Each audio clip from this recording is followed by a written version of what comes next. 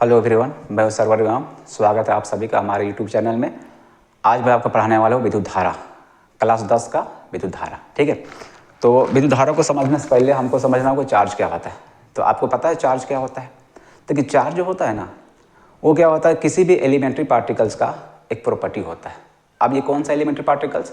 Proton और electron. मतलब charge होता है प्रोटॉन और इलेक्ट्रॉन पर ही होता है, और किसी में चार्ज नहीं होता। ठीक है, प्रोटॉन में जो चार्ज होता है उसको बोलते हैं प्लस चार्ज, और जो इलेक्ट्रॉन में होता है वो क्या होता है? माइनस चार्ज है।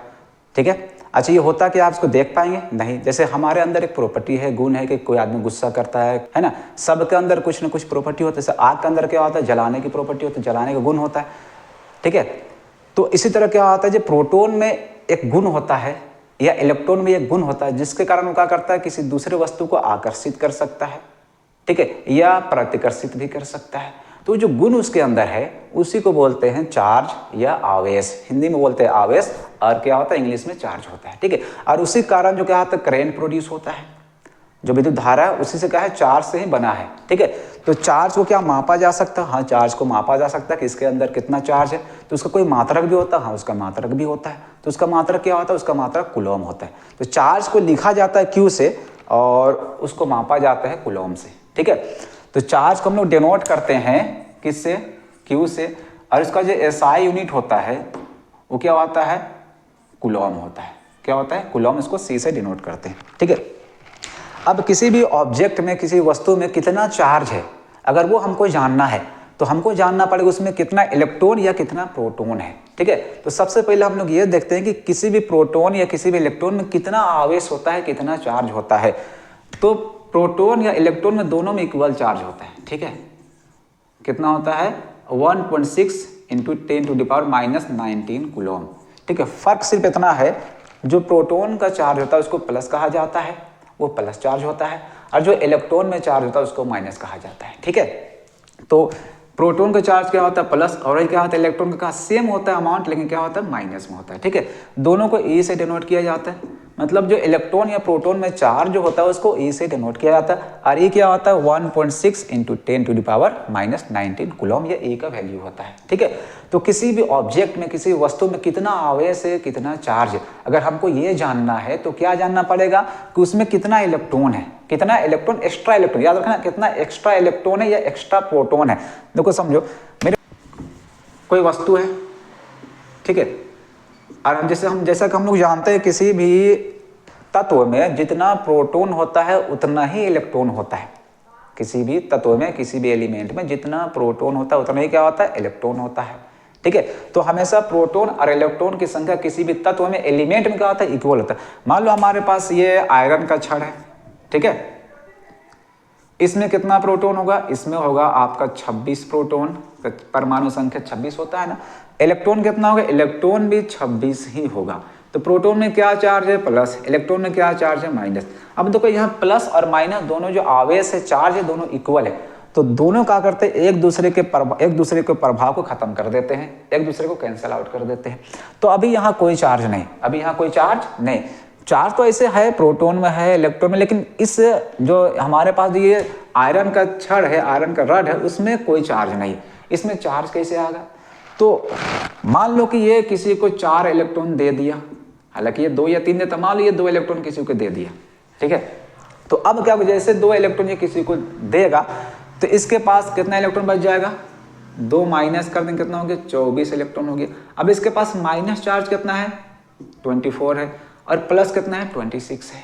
ठीक है, अब देखो प्लस 26 है और माइनस कितना है?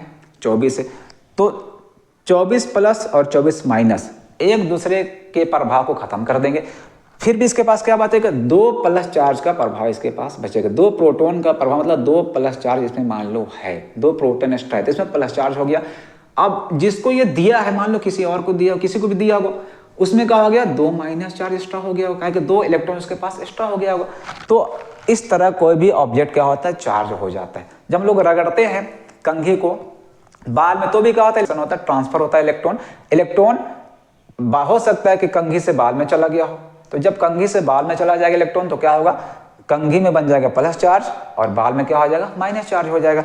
ठीक है, तो इस तरह हम किसी वस्तु को चार्ज कर सकते हैं दूसरा में रगड़ करके। ठीक है, तो चार्ज क्या है मेरे ख्याल से आपको समझ में आ गया होगा। अब अगर कोई पूछे इस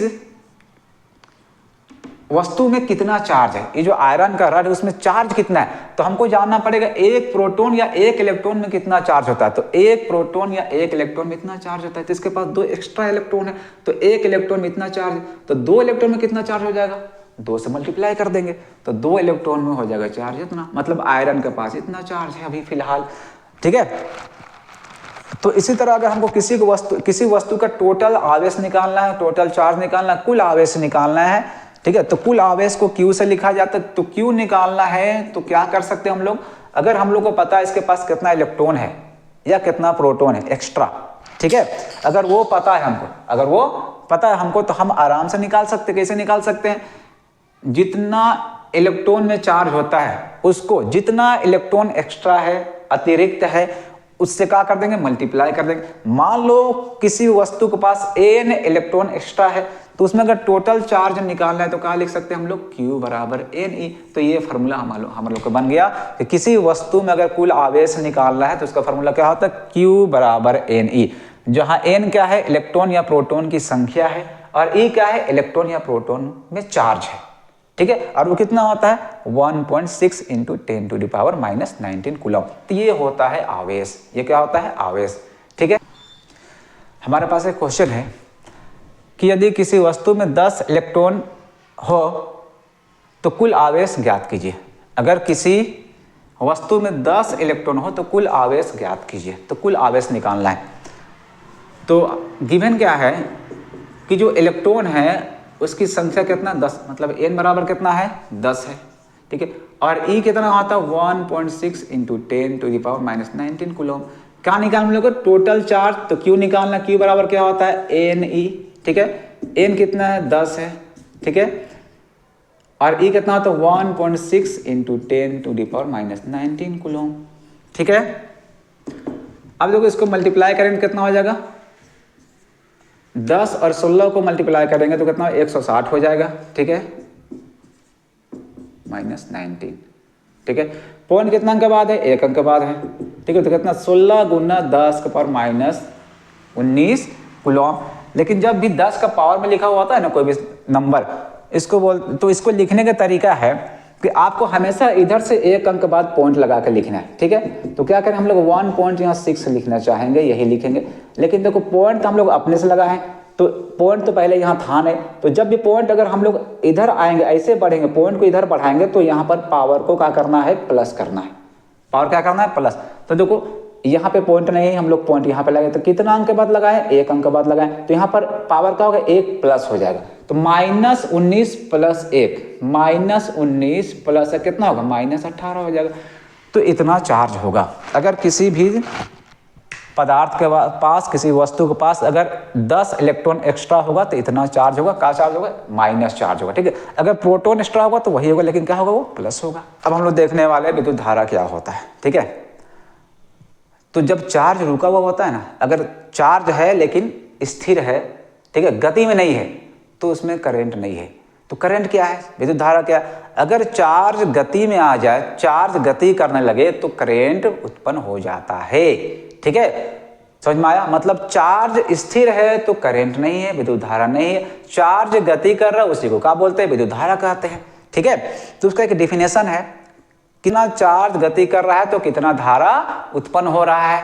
ठीक है, तो विद्युत धारा एक्चुअल में होता क्या है कि किसी भी अनुप्रस्थ काट से, देखो अनुप्रस्थ काट गया तो मान लो मेरे पास ये मार्कर है, इसका जो ये पार्ट होता है, ये जो पार्ट, ये इसको बोलते हैं इसका अनुप्रस्थ काट। तो यहां से अगर हम करंट फ्लो करा रहे हैं इसमें, तो इससे, इस अनुप्रस्थ काट से हर 1 सेकेंड में कितना कूलम चार्ज प्रवाहित हो रहा है, उसी को बोलते हैं विद्युत धारा। फिर सुनना, हर 1 सेकेंड में किसी भी अनुप्रस्थ काट से कितना विद्युत आवेश, कितना चार्ज प्रवाहित हो रहा है, उसको बोलते हैं विद्युत धारा। जैसे मान लो कि ये हमारे पास कोई तार है, इसका ये अनुप्रस्थ काट है, या यहाँ पर भी ले सकते हैं हम लोग, यहाँ पर से मान लो चार्ज पास हो रहा है। अब मान लो कि यहाँ पर से 10 सेकेंड में, कितना देर में, 10 सेकेंड में 50 कूलम आवेश प्रवाहित हुआ, तो धारा कितना होगा? धारा कितना होगा? धारा क्या होता है कि एकांक समय में किसी अनुप्रस्थ काट से कितना कूलम आवेश प्रवाहित हो रहा है, उसी को बोलते हैं उसका विद्युत धारा। ठीक है, तो 10 सेकेंड में कितना आवेश प्रवाहित हुआ? 50। तो बताओ हर 1 सेकेंड में कितना प्रवाहित हो रहा है? तो 10 सेकेंड में 50, तो 1 सेकेंड में कितना? 5। 1 सेकेंड में 5 प्रवाहित नहीं हो रहा, तब ना 10 में 50 हुआ। 1 सेकेंड में 5, 2 में 10, 3 में 15, 4 में 20, होते होते 10 सेकेंड में कितना प्रवाहित हुआ? 50 हुआ। मतलब इसमें धारा कितना है? 5 एम्पियर का धारा है। तो देखो कैसे निकालेंगे, पूरा चार्ज ऊपर रख दो, नीचे का रख दो टाइम को, कितना टाइम लगा, टोटल चार्ज कितना इससे प्रवाहित हुआ, कितना समय में हुआ, क्या कर दो, पूरा चार्ज को डिवाइड कर दो टाइम से, तो ऑटोमेटिक आपको मिल जाएगा विद्युत धारा। समझ में आया? तो 5 एम्पियर धारा प्रवाहित हो रहा है। तो फॉर्मूला, इसका डेफिनेशन क्या है? एकांक समय में किसी अनुप्रस्थ काट से प्रवाहित विद्युत आवेश को क्या कहते हैं? विद्युत धारा कहते हैं। या इसका दूसरा डेफिनेशन आप ले सकते हैं कि आवेश के प्रवाह के दर को विद्युत धारा कहते हैं। दर मतलब ये होता है कि एक में कितना मतलब 1 सेकेंड में पर सेकेंड कितना, उसी को बोलते हैं दर। तो आवेश के प्रवाह के दर को क्या कहते हैं? विद्युत धारा कहते हैं। समझ में आया? क्या कहते हैं? विद्युत धारा। किसको कहते हैं? आवेश के प्रवाह के दर को। इसे लिखा जाता है I से, मतलब धारा को I से डिनोट करते हैं। ठीक है, इसका जो SI यूनिट होता है वो होता है एम्पियर। क्या होता है? एम्पियर। इसको A से डिनोट करते हैं। ठीक है, तो बताओ करंट का फॉर्मूला क्या बनेगा? टोटल आवेश को Q लिखा जाता है। ये बताए ना, टोटल आवेश को डिवाइड कर दो टोटल टाइम से, तो टोटल आवेश बाई टोटल टाइम, मतलब I बराबर क्या फॉर्मूला हो गया? Q/T। ठीक है, कोई दिक्कत है? नहीं। तो ये होगा विद्युत धारा। ठीक है, इससे एक आध 2 क्वेश्चन हम लोग देखते हैं। देखो हमारे पास एक क्वेश्चन है, किसी विद्युत बल्ब के तंतु में से 0.5 एम्पियर विद्युत धारा 10 मिनट तक प्रवाहित होती है, प्रवाहित विद्युत आवेश ज्ञात करें। तो क्या निकालना है? हम लोग को आवेश निकालना। क्वेश्चन ध्यान से पढ़ना है। किसी विद्युत बल्ब के तंतु में से 0.5 एम्पियर विद्युत धारा, ये क्या चीज है? 0.5 एम्पियर विद्युत धारा मतलब इलेक्ट्रिक करेंट। ठीक है, कितना देर तक? 10 मिनट तक प्रवाहित होती है। मतलब हम लोग को यहाँ पर विद्युत धारा दिया हुआ है और टाइम दिया हुआ है, और क्या निकालना है? आवेश निकालना है। तो सबसे पहले क्या गिवन है वो लिख लो आप। ठीक है, तो गिवन है करंट, विद्युत धारा दिया हुआ कितना है? 0.5 एम्पियर। ठीक है, और क्या दिया? टाइम कितना है? 10 मिनट। लेकिन याद रखना, जब भी क्वेश्चन बनाना आप तो आपको SI यूनिट में चेंज करना है। तो समय के SI यूनिट, SI मात्रक मिनट नहीं होता है, सेकेंड होता है। ठीक है, तो 1 मिनट में कितना सेकेंड था? 60। तो 60 से गुना करेंगे तो ये बन जाएगा सेकेंड। क्या बन जाएगा? सेकेंड, मतलब 600 सेकेंड। ठीक है, तो निकालना हम लोग को आवेश। आवेश को क्या चीज लिखते हैं? Q लिखते हैं। अब यहाँ पर ये आदमी कंफ्यूज रहता है कि आवेश निकालने के सर एक और आप फॉर्मूला बताए थे कि Q बराबर NE। ठीक है, और एक हम लोग देखे भी I बराबर Q/T। तो हम इसका यूज करें आवेश निकालने के लिए कि इसका यूज करें? ठीक है, आदमी कंफ्यूज रहता है। तो देखो आपको देखना है सबसे पहले कौन चीज दिया हुआ है। तो देखो I और T दिया हुआ है और Q निकालना, तो वैसा फॉर्मूला यूज करना जिसमें ये तीनों आए। तो ये तीनों इसमें आ रहे हैं कि इसमें आ रहा है? इसमें आ रहा है, तो ये फॉर्मूला यूज करना है आपको। ठीक है, अगर इसका यूज करके निकालना चाहेंगे तो ना यहाँ पर N दिया हुआ है, E तो खैर हम लोग को पता है, E पता है कितना होता है। N यहाँ तो गिवन है, अगर N दिया हुआ है कितना इलेक्ट्रॉन उसमें है, कितना प्रोटॉन है, तो अगर वो दिया हुआ रहेगा तो इससे बनाएंगे। ठीक है, लेकिन यहाँ पर करंट दिया हुआ और क्या दिया, टाइम दिया हुआ, तो यहाँ पर Q, तो Q इससे निकलेगा। ठीक है, तो I इक्वल टू क्या होता है? Q/T। ठीक है, I का वैल्यू कितना है? 0.5। Q हमको निकालना है, T कितना है? 600। नीचे 1 लिख सकते हैं। और आपको पता होगा जब भी इक्वल का साइन हो और दोनों तरफ क्या भिन्न हो, फ्रैक्शन हो, तो हमेशा क्या करना, आपको क्रॉस मल्टीप्लाई करना है। आप पहले ऐसे भी कर सकते हैं, पहले ऐसे भी कर सकते हैं। तो हम लोग Q का मान निकालना पहले ऐसे कर लेंगे। ठीक है, तो क्या हो जाएगा? Q और 1 मल्टीप्लाई करेंगे तो Q हो जाएगा। 6 × 5 = 30 हो गया, और यहाँ पर 2 जीरो और हो गया तो 2 जीरो। देखो पॉइंट कितना अंक के बाद है, 1 अंक बाद, तो 1 अंक बाद यहाँ पर पॉइंट लगा देंगे तो कितना हो गया 300 कूलम। ठीक है, देखो आपको हर एक फार्मूला, हर एक कॉन्सेप्ट मैं आज इस तरह से सिखाने वाला हूँ कि हर एक क्वेश्चन कोई भी न्यूमेरिकल्स हो यहाँ का आराम से आप बना लीजिएगा। ठीक है, तो मैंने आपको अभी 2 फार्मूला बताया। ठीक है, अब तीसरा बताने वाला। तो अब हम पढ़ने वाले हैं विभवांतर, पोटेंशियल डिफरेंस। विभवांतर क्या होता है, मान लो यहाँ पर कोई प्लस चार्ज है, यहाँ पर प्लस चार्ज है, तो ये जब चार्ज है तो इसका कुछ एरिया भी होगा, मतलब ये जहां तक बल लगा सकता है, फोर्स लगा सकता है, उसका एरिया कहलाएगा। मान लो इसका ये एरिया है, मतलब ये क्या हो गया, विद्युत क्षेत्र कहलाता है। किसी भी चार्ज के अराउंड वह एरिया, वह क्षेत्र जहां तक उसका प्रभाव का अनुभव किया जा सकता है, विद्युत क्षेत्र कहलाता है। तो ये विद्युत क्षेत्र है। ठीक है, ये प्लस चार्ज है, ये क्या है, विद्युत क्षेत्र है। ठीक है, मान लो हमको यहां से कोई चार्ज को, इकाई धनावेश चार्ज को, किसको, इकाई धनावेश, ध्यान रखना, इकाई धन आवेश चार्ज को। ठीक है, किसको, इकाई धन आवेश चार्ज को, मतलब इकाई होगा मतलब 1 होगा, मतलब 1 होगा, और क्या होगा, धन होगा, प्लस होगा, 1 कूलम चार्ज को। ठीक है, यहां से यहां लेके आना है, तो यहां से यहां लेके आने में, मान लो यहां से यहां लेके आना है, तो यहां से यहां इसको अगर इधर लेके आना है तो हमको यहां पर काम करना पड़ेगा, कार्य करना पड़ेगा, वर्क डन करना पड़ेगा। ठीक है, क्यों, ये जो प्लस चार्ज है, इस प्लस चार्ज को ढकेलना चाहेगा, प्रतिकर्षित करेगा, इधर आने से रोकना चाहेगा। तो अगर हमको इधर लेके आना है तो हमको यहाँ पर फोर्स लगाना पड़ेगा, बल लगाना पड़ेगा, बाहर से काम करना पड़ेगा। तो यहाँ से यहाँ हमको अगर इसको लेकर के आना है तो यहाँ पर कुछ कार्य करना होगा। तो जितना कार्य करना पड़ेगा उसी को बोलते हैं विभवांतर। क्या बोलते हैं, विभवांतर। किसको लेकर आने में, 1 कूलम आवेश को लेकर के बाहर से कुछ फोर्स लगाए, और यहाँ पर 10 कूलम आवेश है, इसको यहां से यहां पर लेकर के आए हम। इसमें पूरा टोटल जो हम कार्य किए, कितना किए, 20 जूल किए। कितना कार्य किए, 20 जूल किए। तो विभवांतर कितना होगा, विभवांतर कितना होगा, बता सकते हो आप। विभवांतर क्या होता है, इकाई धनावेश को एक बिंदु से दूसरे बिंदु तक ले जाने में जितना कार्य किया जाता है उसे को विभवांतर कहते हैं। ध्यान से सुनना, किसी विद्युत क्षेत्र में इकाई धन आवेश को एक बिंदु से दूसरे बिंदु तक ले जाने में जितना कार्य किया जाता है उसको विभवांतर कहा जाता है। किस आवेश को, इकाई धन आवेश को। ठीक है, तो मान लो यहाँ 10 कूलम आवेश को हम लोग यहाँ से यहाँ लाए और इसमें कार्य करना पड़ा 20 जूल। तो बताओ विभवांतर कितना होगा।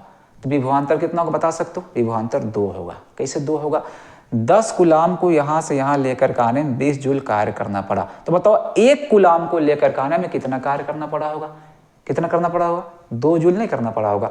तो क्या है डिफिनेशन विभवांतर का, 1 कूलम आवेश को, इकाई धन आवेश को, मतलब 1 कूलम प्लस चार्ज को एक बिंदु से दूसरे बिंदु तक ले जाने में जितना कार्य किया जाएगा उसी को बोला जाता है विभवांतर।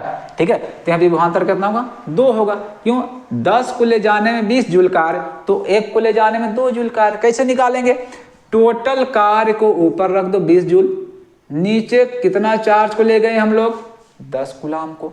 कहाँ निकालना है, विभवांतर। विभवांतर किसको बोलते हैं, 1 कूलम को ले जाने में कितना कार्य, तो 1 कूलम को ले जाने में कितना कार्य हो गया, 2। अब देखो यहाँ से फार्मूला बन जाएगा आपका।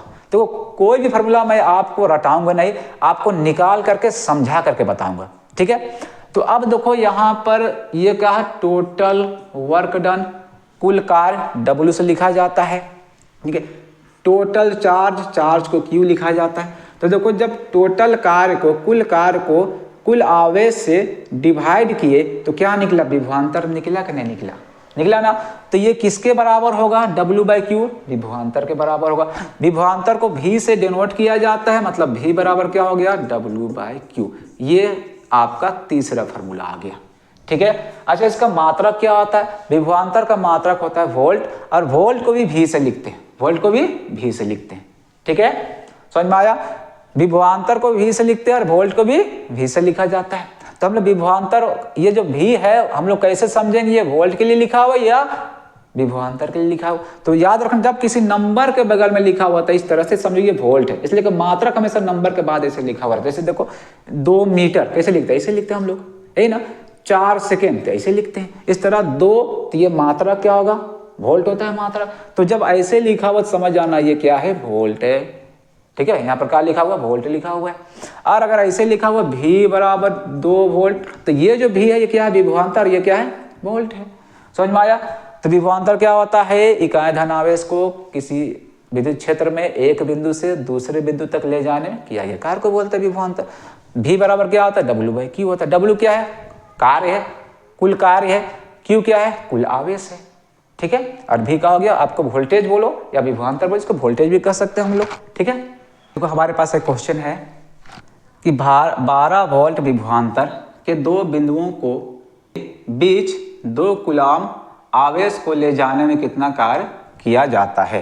क्या देखो 12 वोल्ट विभवांतर, तो ये जो 12 वोल्ट है क्या चीज? ये विभवांतर है। तो पहले आप लिखो क्या गिवन है, पहले वो लिखो। तो गिवन है V कितना गिवन है? V इक्वल टू कितना है? 12 वोल्ट है। ठीक है। के दो बिंदुओं के बीच 2 कूलाम आवेश, ये 2 कूलाम का चीज है? आवेश है, मतलब Q बराबर दिया हुआ है। Q बराबर कितना है? 2 कूलाम आवेश को ले जाने में कितना कार्य किया जाता है? कार्य निकालना। क्या निकालना है? कार्य मतलब निकालना हम लोग को W। तो W बराबर निकालना है। ठीक है। अब बताओ वैसा फार्मूला बताओ जिसमें V हो, Q और W। देखो यही है, क्या है? V बराबर W/Q। ठीक है। V का मान कितना है? 12, तो यहाँ पर 12 लिखो। W नहीं पता। Q कितना है? 2 कूलाम है। देखो नीचे 1 लिख सकते हैं, फिर देखो इक्वल है और भिन्न है तो क्या करेंगे? क्रॉस मल्टीप्लाई कर देंगे। तो W को 1 से करेंगे तो W हो जाएगा, और 12 दूना 24, तो 24 कार का मात्रा क्या होता है? जूल होता है। ठीक है। हमारे पास अगला क्वेश्चन है कि 6 वोल्ट की बैटरी से गुजरने वाले हर एक कूलाम आवेश को कितनी ऊर्जा दी जाती है? यहाँ पर ऊर्जा निकालना है कि 6 वोल्ट की बैटरी, मतलब ये विभवांतर है। विभवांतर कितना है? 6 वोल्ट की बैटरी से गुजरने वाले हर एक कूलाम आवेश, हर एक कूलाम आवेश, आवेश कितना है? 1 कूलाम। तो हर एक कूलाम आवेश को कितनी ऊर्जा दी जाती है? यहाँ पर ऊर्जा निकालना। तो देखो ऊर्जा जो होता है वो कार्य के बराबर होता है। ऊर्जा और कार्य संख्यात्मक रूप से क्या होते हैं? बराबर होते हैं। अगर आपको ऊर्जा निकालने बोला कहीं पर तो आप कार्य निकाल दो, ऊर्जा निकल जाएगा। ठीक है। तो हम लोग क्या निकालेंगे? यहाँ पर कार्य निकालेंगे। तो सबसे पहले क्या दिया वो लिख लो पहले। जो हमारे पास दिया है वो 6 वोल्ट की बैटरी, कितना वोल्ट की बैटरी? 6 वोल्ट की बैटरी, मतलब विभवांतर है। वोल्ट है मतलब वोल्ट किसका मात्रक है? विभवांतर का। तो 6 वोल्ट की बैटरी हो गया, मतलब V बराबर 6 वोल्ट हो गया। हर एक कूलाम मतलब चार्ज है, कितना है चार्ज? 1 कूलाम है। कितनी ऊर्जा दी जाती है? मतलब कार्य निकालना है। फिर से ही फार्मूला क्या होता है? V बराबर W/Q। V कितना है? 6, कार्य निकालना है। Q कितना है? 1। फिर से क्रॉस मल्टीप्लाई कर देंगे तो W और 1 W हो जाएगा, 6 1 या 6, मतलब 6 वोल्ट हो गया। सॉरी माफ कीजिए, 6 जूल। तो कितना ऊर्जा दिया जाएगा? हर एक कूलाम को 6 जूल का ऊर्जा दिया जाएगा। तो अब हम लोग पढ़ने वाले प्रतिरोध। ठीक है। तो प्रतिरोध क्या है? जब किसी चालक से धारा प्रवाहित होता है तो चालक धारा का प्रवाह का विरोध करता है, तो जो विरोध है उसको बोलते हैं प्रतिरोध। ठीक है। इसे R से लिखा जाता है, प्रतिरोध को R से सूचित किया जाता है, और इसका SI मात्रक क्या होता है? ओम होता है। और इसका जो SI यूनिट होता है वो क्या होता है? ओम होता है। और इसको इस तरह लिखा है तो ओम। ठीक है। और जो प्रतिरोध है आखिर ये उत्पन्न क्यों होता है? क्यों प्रतिरोध होता है? प्रतिरोध आखिर आता कहाँ से? जब धारा किसी चालक से बहता है तो उसका विरोध क्यों होता है? चालक उसका विरोध किस तरह से करता है? ठीक है।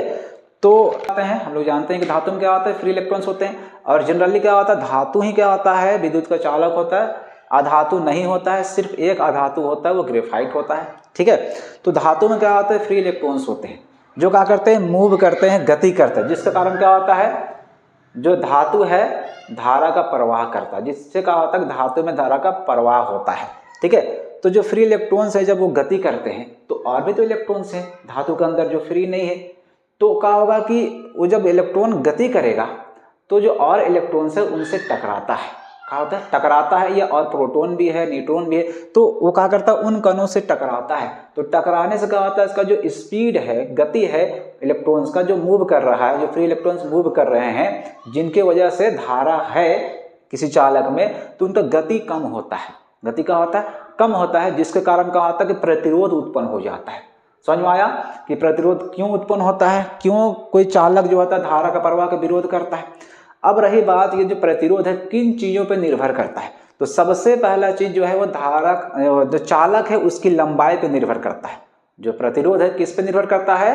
चालक की लंबाई पे निर्भर करता है। और किस तरह निर्भर करता है? चालक की लंबाई के समानुपाती होता है, जिसको हम लोग अनुकर्मानुपाती भी कहते हैं। तभी समानुपाती का मतलब क्या होगा कि लंबाई बढ़ते जाएगा तो प्रतिरोध भी कहा जाएगा बढ़ते जाएगा। क्यों बढ़ेगा? देखो, अगर मान लो आपको यहाँ से यहाँ दौड़ के निकलना है और यह और बहुत सारे लोग हैं जो आपको रोकने की कोशिश कर रहे हैं, आपसे टकरा रहे हैं, तो आप यहाँ से निकल जाओगे, ठीक है। अगर और जो ये रास्ता है और लंबा हो जाए और लोग यहाँ से यहाँ तक खड़े हों, है ना, अब आपको अगर यहाँ दौड़ के निकलना है तो आपको ज़्यादा लोग मिलेंगे जो आपसे टकराएंगे, आपको गति को कम करना चाहेंगे। तो देखो, यहाँ से यहाँ जाने में आपको गति ज़्यादा कम होगा, मतलब आप पर प्रतिरोध क्या होगा, विरोध क्या होगा, ज़्यादा होगा। इसी तरह जब इलेक्ट्रॉन्स मूव करेगा तो जो तार छोटा होगा उसमें कम प्रतिरोध होगा, उसको वहां से निकलना, छोटा तार से निकलने में क्या होगा, आसानी होगा। और तार अगर लंबा हो जाएगा तो निकलने में क्या होगा, मुश्किल होगा, मतलब प्रतिरोध बढ़ जाएगा। तो इसको बोलते हैं समानुपाती होना, मतलब जो प्रतिरोध है वो समानुपाती होता है। समानुपाती का ये साइन होता है, किसके समानुपाती होता है? चालक की लंबाई के समानुपाती होता है, ठीक है। अब दूसरा किस पे निर्भर करता है? चालक के अनुप्रस्थ काट का क्षेत्रफल पर, ठीक है। तो अनुप्रस्थ काट का क्षेत्रफल क्या होता है? मैंने आपको पहले ही बता दिया है। जो मोटाई होता है उसको बोलते हैं अनुप्रस्थ काट का क्षेत्रफल, मतलब मोटाई पे निर्भर करता है। तो मोटाई पे किस तरह निर्भर करता है? देखो, अगर मोटाई बढ़ जाएगा तो एरिया ज्यादा मिलेगा इलेक्ट्रॉन्स को पास होने के लिए, ज्यादा इलेक्ट्रॉन मूव कर सकते हैं। तो जब ज्यादा इलेक्ट्रॉन मूव करेंगे तो करंट कहाँ हो जाएगा, बढ़ जाएगा, मतलब प्रतिरोध कहाँ हो जाएगा, घट जाएगा, ठीक है। तो जब मोटाई बढ़ जाता है तो प्रतिरोध का होता है कम हो जाता है, मतलब करंट ज्यादा पास होगा, करंट बढ़ जाएगा, ठीक है। करंट कहाँ हो जाएगा, बढ़ जाएगा, प्रतिरोध कहाँ हो जाएगा, कम हो जाएगा, ठीक है। मोटाई बढ़ने से कहा आता है प्रतिरोध कम हो जाएगा। तो जो प्रतिरोध है वो कम होगा किसके साथ? मोटाई के बढ़ने के साथ। मतलब अगर मोटाई बढ़ेगा तो प्रतिरोध का होगा, घटेगा। तो इसको बोला जाता है व्युत्क्रमानुपाती। इसको लिखते कैसे हैं? साइन हुई समानुपाती को होता है, लेकिन इसको उल्टा करके लिखते हैं व्युत्क्रमानुपाती। मोटाई को क्या बोलते हैं? एरिया ही बोल सकते हैं हम लोग, इसका ये वाला एरिया, अनुप्रस्थ काट के एरिया, ठीक है। तो आर जो होता है पहला समानुपाती होता है लंबाई का, और दूसरा क्या होता है? व्युत्क्रमानुपाती होता है मोटाई का या क्षेत्रफल का, ठीक है। तीसरा किस पे निर्भर करता है? तीसरा निर्भर करता है पदार्थ की प्रकृति पर, या चालक की प्रकृति आप बोल दीजिए। तो किस पर निर्भर करता है कि चालक जो है किसका बना हुआ है, चालक किस पदार्थ का बना हुआ है, ठीक है। समझ में आया? दो चालक हमारे पास, दोनों का लंबाई मान लो सेम है और मोटाई भी सेम है, तो क्या दोनों का प्रतिरोध सेम होगा? नहीं, ये निर्भर करता है ये चालक है किस पदार्थ का बना हुआ है। अगर मान लो ये आयरन का बना हुआ होगा और ये बना हुआ होगा कॉपर का, तो आयरन का क्या होता है? प्रतिरोध ज्यादा होता है। देखो, दोनों का लंबाई भी सेम है, मोटाई भी सेम है, फिर भी इसका प्रतिरोध ज्यादा है, इसका क्या है? कम है। मतलब निर्भर कर रहा है, किस पे निर्भर कर रहा है? लंबाई मोटाई पे तो करता ही, साथ में पदार्थ की प्रकृति पर भी निर्भर करता है कि जो पदार्थ है कैसा पदार्थ है, जो चालक हम बनाए हैं किसका बनाए हैं, ठीक है। तो तीसरा किस पे निर्भर करता है? पदार्थ की प्रकृति पर, कि पदार्थ किस तरह का है। अब चौथा किस पे निर्भर करता है? चौथा निर्भर करता है ताप पे, कि तापमान कितना है, हीट कितना है, ठीक है, टेम्परेचर कितना है, उस पे निर्भर करता है प्रतिरोध। और किस तरह से निर्भर करता है? अगर तापमान बढ़ेगा तो प्रतिरोध क्या होगा? बढ़ेगा, मतलब सीधा समानुपाती होता है। कहने का मतलब हम इसको अगर चाहे तो लिख सकते हैं, आर जो है वो समानुपाती होता है हीट का। किसका समानुपाती होता है? हीट का, टेम्परेचर का, ताप का, ठीक है। अच्छा, ये जो तापमान बढ़ता है तो प्रतिरोध क्यों बढ़ जाता है? ये भी जानने वाली बात है, क्यों बढ़ जाता है, कि ऐसा क्या होता है कि तापमान बढ़ने से प्रतिरोध बढ़ जाता है। देखो, जो फ्री इलेक्ट्रॉन से ये मूव कर रहे हैं यहाँ पर, जिसके वजह से करंट है, ठीक है। और प्रतिरोध क्यों है? ये जो फ्री इलेक्ट्रॉन से वो और जो इलेक्ट्रॉन्स है इस पदार्थ में जो फ्री नहीं है उनसे टकरा रहे हैं, तो टकरा करके गति कम होता है, इस कारण से प्रतिरोध होता है। जब तापमान बढ़ जाता है, इसका तापमान हम लोग बढ़ा देते हैं, इंक्रीज करते हैं हीट को, तो क्या होता है? जो बाकी इलेक्ट्रॉन्स हैं वो वाइब्रेट करने लगते हैं, वो और तेजी से इधर उधर गति करने लगते हैं, ठीक है, वाइब्रेट करने लगते हैं, जहां तहां ऐसे नाचने लगते हैं, समझो कि मूव करने लगते हैं इधर उधर। तो जिससे कहा था जब यहाँ से इलेक्ट्रॉन पास होगा तो वो वाइब्रेट करेंगे, तो वो इलेक्ट्रॉन इन इलेक्ट्रॉन से ज्यादा बार टकराएगा। क्या होगा? अधिक बार टकराएगा। तो जब ज्यादा बार टकराएगा तो स्पीड कम हो जाएगा, मतलब गति कम हो जाएगा, मतलब करंट कम, मतलब धारा को रोकने की क्षमता बढ़ गया, मतलब क्या बढ़ गया? प्रतिरोध बढ़ गया, ठीक है, समझ में आ गया है? ठीक। अब आगे हम लोग पढ़ने वाले हैं प्रतिरोधकता। अब हम लोग क्या पढ़ेंगे? प्रतिरोधकता, रेजिस्टिविटी। देखो ये क्या होता है? ये एक खास तरह का प्रतिरोध होता है। किस तरह का? एक खास तरह का प्रतिरोध होता है जो चालक का नहीं होता है, पदार्थ का होता है। ध्यान सुनना, ये क्या होता है? ये किसी चालक का प्रतिरोध नहीं होता है, पदार्थ का प्रतिरोध होता है। मतलब ये भी क्या है? प्रतिरोध है, लेकिन चालक का नहीं है, पदार्थ का है। ठीक है, पदार्थ का है लेकिन चालक का नहीं है। इसका मतलब क्या है? इसका मतलब समझो, मेरे पास कॉपर का 2 वायर है, 2 तार है। ध्यान से देखना, दोनों को मान लो मोटाई सेम है, लेकिन लंबाई इसका अधिक इसका कम है। तो इसका जो प्रतिरोध होगा R1 मान लो इसको, इसका R2, तो R1 का होगा छोटा होगा R2 से। इसकी लंबाई बढ़ गया है तो इसका क्या हो गया? प्रतिरोध बढ़ गया। देखो दोनों पदार्थ सेम है, ये भी कॉपर है, ये भी कॉपर है, लेकिन देखो इसका लंबाई जब बढ़ गया तो प्रतिरोध का हो गया? बढ़ गया। तो इसको चालक बोलेंगे। ये दूसरा चालक, ये दूसरा चालक, दोनों पदार्थ सेम है लेकिन चालक अलग अलग है, एक लंबा एक छोटा है। ठीक है, तो देखो जो प्रतिरोध है लंबाई पर निर्भर करता है, लेकिन प्रतिरोधकता ऐसा नहीं होता है। वो कॉपर का जो प्रतिरोधकता होगा, लंबाई बढ़े कि घटे, मोटा हो पतला हो, उससे कोई फर्क पड़ने वाला नहीं है। तो ये पदार्थ का होता है। जैसे समझो कॉपर एक ले लो, एक कॉपर ले लो, इतना मोटा सा कॉपर है मान लो, ये भी कॉपर है।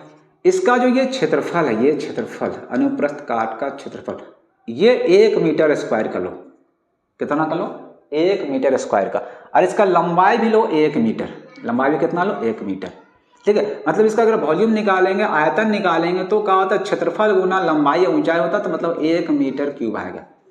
ठीक है, ये इसका दूसरा ऐसे समझ सकते हो आप, एक कॉपर का घन लो, और कैसा घन? जिसका लंबाई भी 1, चौड़ाई भी 1 और ऊंचाई भी 1। कॉपर का घन लेना, घन जान रहे हो ना, जिसका लंबाई चौड़ाई ऊंचाई सब बराबर होता है। तो उसका भी आयतन निकालें, कितना आएगा? 1 गुना 1 गुना 1, लंबाई गुना चौड़ाई गुना ऊंचाई। ठीक है, इसका भी कितना आ जाएगा? 1 मीटर क्यूब। या तो अब ऐसे समझो या तो फिर ऐसे समझो, फिलहाल ऐसे समझते हैं हम लोग। अब इसका निकालो प्रतिरोध। देखो ये कैसा है? 1 मीटर स्क्वायर का इसका ये क्षेत्रफल है, अनुप्रस्थ काट का क्षेत्रफल है, और इसका लंबाई भी कितना है? 1 मीटर। मतलब इसका वॉल्यूम कितना है? आयतन कितना है? 1 मीटर। अब इसका प्रतिरोध मापो, तो इस समय जो इसका प्रतिरोध होगा उसको बोला जाता है प्रतिरोधकता। ध्यान से सुनना, लंबाई 1 मीटर और क्षेत्रफल भी 1 मीटर। ठीक है, कोई तार लो, तो उस समय जो उसका प्रतिरोध होगा, प्रतिरोध देखो उस समय जो प्रतिरोध होगा, ये खास तरह का प्रतिरोध है जो सिर्फ इसी तरह से निकालेंगे, तो इस प्रतिरोध को बोला जाता है प्रतिरोधकता। ठीक है, और ये लंबाई चौड़ाई पे डिपेंड नहीं करता। कोई तार दिया हुआ, इतना लंबा सा दिया हुआ है, इसका एरिया मान लो ये है 10 मीटर स्क्वायर, लंबाई मान लो 100 मीटर है। ठीक है, अब बोलेंगे इसका प्रतिरोधकता कितना है, तो जब भी पूछेगा प्रतिरोधकता कितना है, तो हम इसका नहीं निकालेंगे, इसी पदार्थ का। मान लो अगर ये होगा तो आपका एल्युमिनियम का, तो एल्युमिनियम का एक तार लेंगे या चालक बोलो आप, कैसा लेंगे? जिसका मोटाई 1 मीटर स्क्वायर हो और लंबाई भी 1 मीटर हो, उसका निकालेंगे। उसका जितना आएगा उसको बोलेंगे एल्युमिनियम का प्रतिरोधकता। देखो इसका प्रतिरोध बढ़ सकता है, लंबाई बढ़ाते जाएंगे प्रतिरोध बढ़ते जाएगा, लेकिन प्रतिरोधकता लंबाई पे डिपेंड करता ही नहीं, वो हमेशा किसका निकलता है? 1 मीटर स्क्वायर मोटाई और लंबाई 1 मीटर, उसका आपको निकालना पड़ेगा। मतलब एल्युमिनियम का जो प्रतिरोधकता है वो फिक्स हो गया, ना घटेगा ना बढ़ेगा। समझ में आया? तो ये होता है प्रतिरोधकता। ठीक है, हाँ, लेकिन ये एक चीज पे डिपेंड करता है, तापमान पर। देखो कैसे, सेम चीज लेंगे, कॉपर का वायर और एक और कॉपर वायर लेंगे, ये भी सेम होगा 1 मीटर स्क्वायर, इसका मोटाई मान लो और इसका लंबाई भी 1 ही मीटर, लेकिन इसका तापमान कुछ और, मान लो ये 50 डिग्री सेल्सियस में है, इसको हम हीट करके कर दिए 100 डिग्री सेल्सियस। तो हम लोग अभी पढ़े हैं कि जब तापमान बढ़ जाता है तो प्रतिरोध का होता है, बढ़ जाता है। तो अब ये तो 1 ही मीटर स्क्वायर का इसका क्षेत्रफल है, लंबाई भी 1 मीटर है, इसका जो प्रतिरोध उसको बोलते हैं प्रतिरोधकता। तो ये कितना होगा आपका? कुछ और हो, कम होगा, ये अधिक होगा। तो देखो क्या हुआ, जब तापमान बढ़ गया तो प्रतिरोधकता क्या हो गया? बढ़ गया। ठीक है, तो तापमान को यहाँ पर स्थिर रख के बात करेंगे। ठीक, समझ में आया? ठीक, तो आपको प्रतिरोध समझ में आ गया, प्रतिरोधकता भी क्या होता है समझ में आ गया होगा मेरे ख्याल से। अब हम लोग इसका फॉर्मूला निकालेंगे। तो सबसे पहले हम जानते हैं इसको लिखते क्या चीज से। देखो प्रतिरोधकता को लिखते हैं रो से। किससे लिखते हैं? रो। ये पी नहीं, ये रो है ना, ऐसे आपको नहीं लिखना, इस तरह नहीं लिखना, इस तरह आप लिख सकते हो, इसे घुमा सकते हो, ये रो है। तो प्रतिरोधकता को रो से सूचित किया जाता है। और इसका जो एसआई मात्रक होता है ओम मीटर। इसका एसआई मात्रक क्या होता है? ओम मीटर। कैसे आता हम लोग अभी देखेंगे, ठीक है। तो सबसे पहले हम लोग क्या करते हैं, प्रतिरोधकता का फॉर्मूला प्राप्त करते हैं, सूत्र प्राप्त करते हैं। तो प्रतिरोधकता का फॉर्मूला प्राप्त करने से पहले हम लोग समझते हैं कि समानुपाती का मतलब क्या होता है। जैसे मान लो कि ए समानुपाती है बी के, इसका मतलब ये होता है कि इन दोनों का अनुपात निकालेंगे ना तो हमेशा इक्वल है, मतलब समान होगा अनुपात।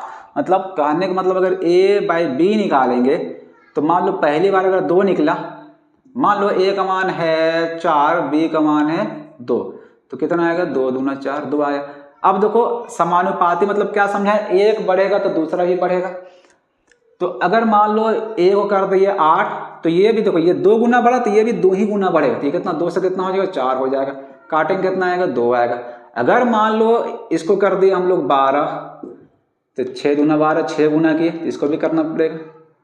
माफ करना, ये 4 तिया 12, 3 गुना किया तो इसको भी 3 गुना करेंगे, 3 दूना 6। अब देखो कितना आएगा? इसका भी 2 आएगा। तो अब देखो इनका अनुपात हमेशा क्या आ रहा है? सेम आ रहा है, तो इनको बोलेंगे समान अनुपात या समानुपाती है। मतलब हम बोल सकते हैं ए समानुपाती है बी के। मतलब हम लिख सकते हैं कि ए बाई बी क्या आ रहा है? एक खास चीज आ रहा है, एक कांस्टेंट आ रहा है जो कभी चेंज नहीं हो रहा है। तो यहां पर हम लिख सकते हैं स्थिर। ए बाई बी क्या हो रहा है? स्थिर हो रहा है, ना घट रहा है ना बढ़ रहा है। समझ में आया? अगर कहीं पर लिखा हुआ रहा है ए समानुपाती बी, तो इसको हम लोग लिख सकते हैं ए बाई बी इक्वल टू स्थिर। और यहां से हम लोग निकालना चाहेंगे तो ए इक्वल टू स्थिर इंटू बी, ठीक है। मतलब यह है कि अगर कहीं पर ए समानुपाती बी लिखा हुआ है तो हम चाहे तो इसको लिख सकते हैं ए बराबर स्थिर गुना बी। स्थिर को नियत भी बोलते हैं, नियतांक भी बोलते हैं, स्थिरांक भी बोलते हैं, ठीक है। जो चेंज ना वैसा वैल्यू जो कभी ना घटे ना कभी बढ़े, ठीक है। तो हम लोग इसको कोई लेटर से डिनोट करते हैं, मान लो के से कर दिए तो ए इक्वल टू के भी लिख सकते हैं या सी कर सकते हैं, कुछ भी लिख सकते हैं, कोई कांस्टेंट। लेकिन वहां जो भी लिखे क्या होगा? कांस्टेंट होगा, नियत होगा, ठीक है। तो अगर कहीं पर लिखा हुआ है एक समानुपाती y, तो हम चाहे तो लिख सकते हैं x बराबर सी वाई। यहाँ c क्या है? कोई कांस्टेंट है, हमको नहीं पता वो कितना है, तो फिलहाल c ले रहे हैं, ठीक है। तो आपको समझ में आ गया क्योंकि समानुपाती को हम लोग बराबर कैसे बनाते हैं। तो समानुपाती को अगर बराबर बनाना है तो एक स्थिरांक जोड़ देना आपको, तो बराबर बन जाता है।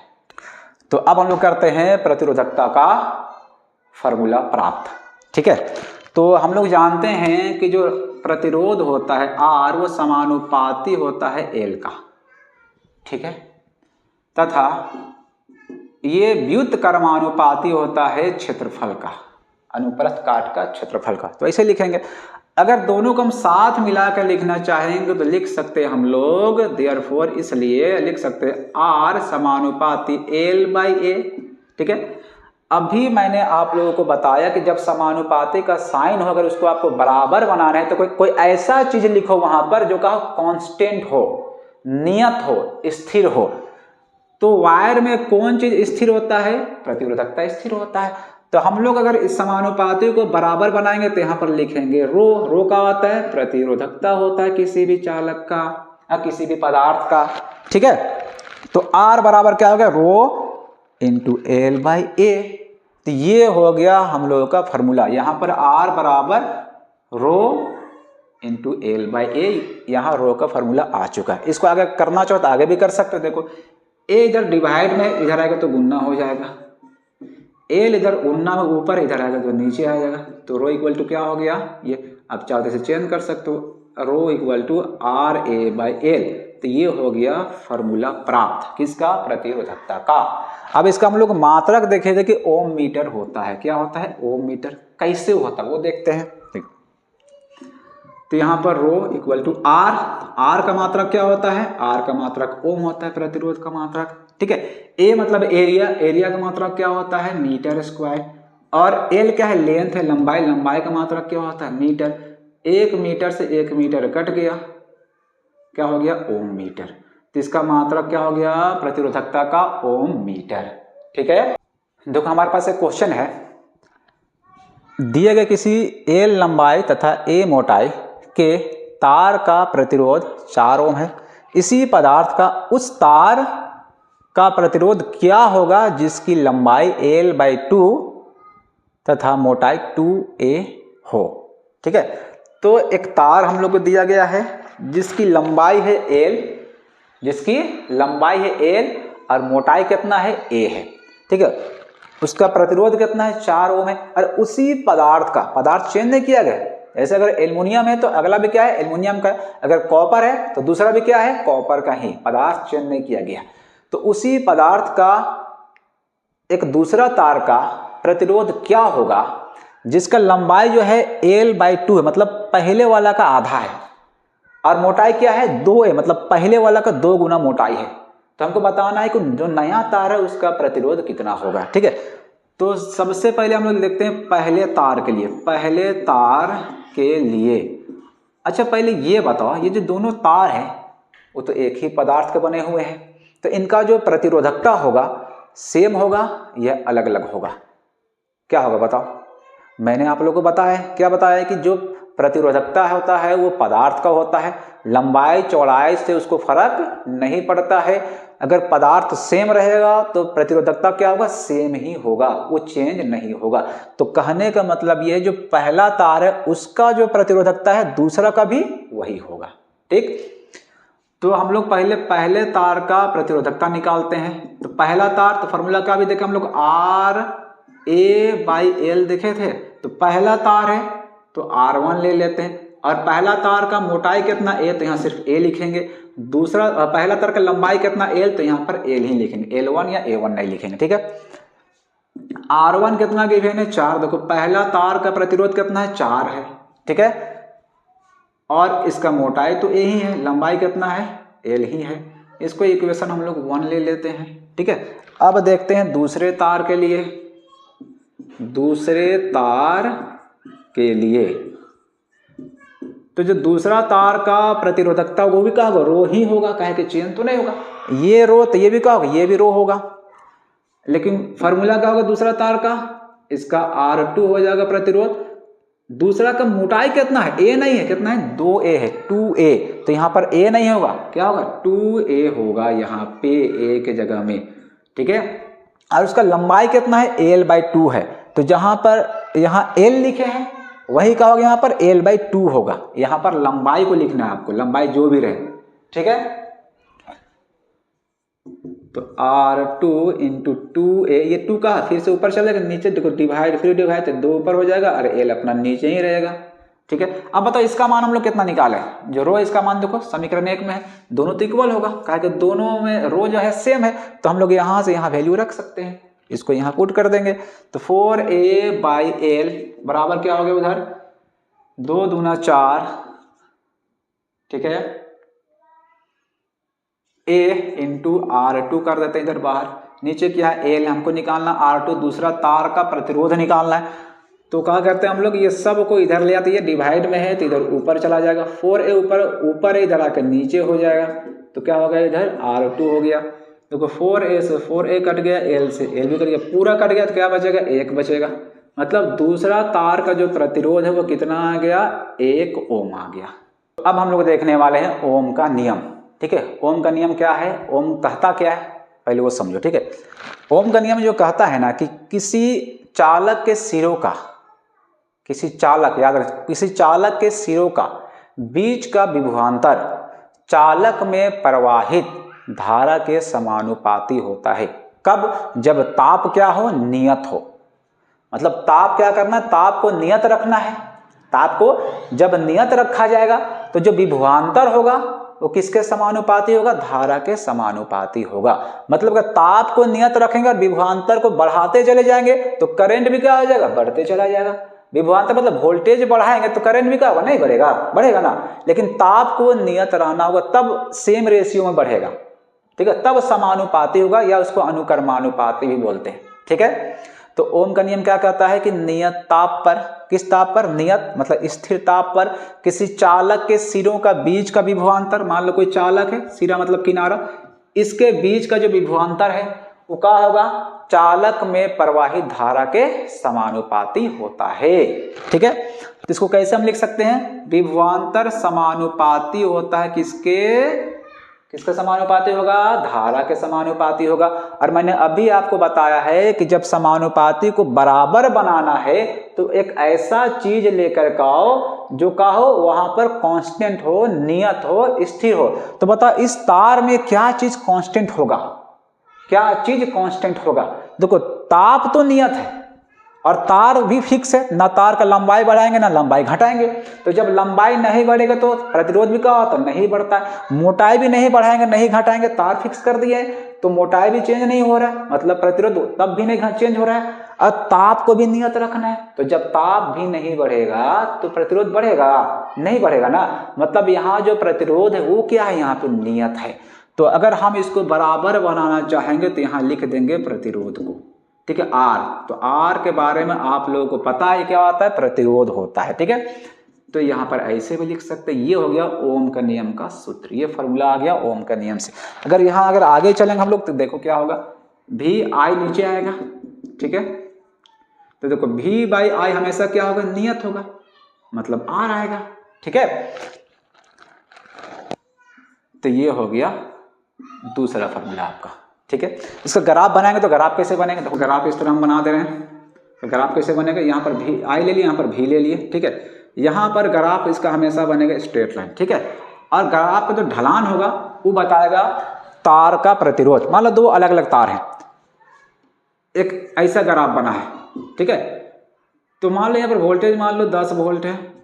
ठीक है, यहाँ पर करंट मान लो यहाँ पर 5 एम्पियर है। सेम वोल्टेज में इस तार में करंट कितना बह रहा है, मान लो यहाँ पर करंट 8 एम्पियर है। अब बताओ वोल्टेज दोनों को सेम दिए हैं, वोल्टेज दोनों को सेम दिया, लेकिन इसमें करंट कम पास हो रहा है, इसमें ज्यादा पास हो रहा है। इसका मतलब इसका प्रतिरोध ज्यादा है, तब ना करंट को रोक पा रहा है ज्यादा, वो इसका प्रतिरोध क्या कम है। तो अगर मान लो आपको दो ग्राफ दे दिया, भी आई ग्राफ, और पूछे किसका प्रतिरोध अधिक होगा, तो जिसका ढाल अधिक होगा, ये ढाल अधिक मतलब वोल्टेज ज्यादा करंट कम, ढाल कम मतलब करंट ज्यादा।